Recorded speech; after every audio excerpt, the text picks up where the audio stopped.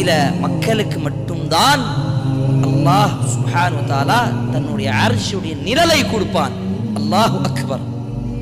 அல்லாஹ்வுடைய அர்ஷ் அந்த அர்ஷுடைய நிழல் கிடைத்து விட்டது என்று சொன்னால் அந்த மனிதன் எந்த அளவுக்கு பாக்கியசாலியாக இருப்பான். அந்த 7 குணம், அந்த 7 கூட்டத்தாரில் ஒருவன் அல்லாஹ்வுடைய தூதர் ஸல்லல்லாஹு அலைஹி வஸல்லம் சொல்லக்கூடிய வார்த்தை ஷாபுன் நஷஅ ஃபீ இபாதத்தில்லாஹ். தன்னுடைய இளம் வயதில் அல்லாஹ்வுக்காக, அல்லாஹ்வுடைய மார்க்கத்திற்காக, இந்த இஸ்லாத்திற்காக இபாதத்தில் அவன் கழித்தான். அந்த ஒரு இளைஞனை அல்லாஹ் ரப்புல் ஆலமீன் தன்னுடைய அர்ஷுடைய நிழலை கொடுப்பான்.